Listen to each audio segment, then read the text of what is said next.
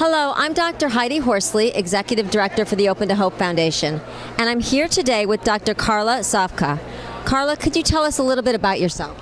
Yes, I'm a social work professor who happens to have been a clinical social worker and a psychiatric social worker in a past life. And I'm kind of fascinated right now by how digital and social media is changing the way we deal with death, dying, grief, and loss. How have you seen the internet change the way people are grieving? Well, people now have an opportunity to go online 24/7 if they want and express their feelings, say just about anything they want to say, and use the amazing social media and digital media applications that are out there to creatively express how they're feeling and share their thoughts.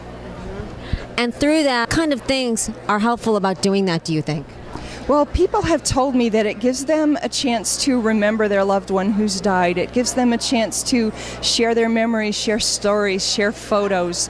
And it also provides an opportunity for the people in their lives to support them, to also share stories and memories that maybe the family members haven't heard before, and to create a legacy that's available online to anyone who wants to go and remember the person who has died.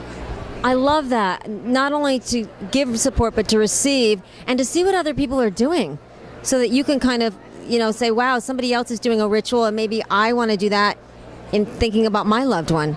I'm wondering if you see a difference on the internet and with people that you've worked with, and the way they grieve versus culturally, if there's differences.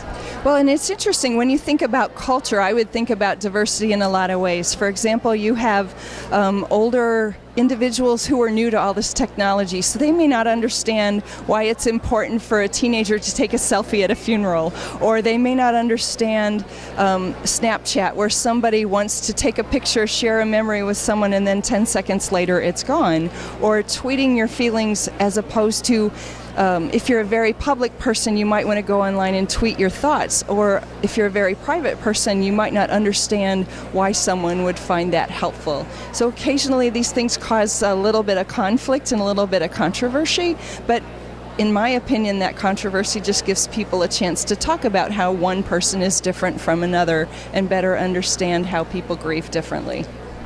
Carla, I think this is so important.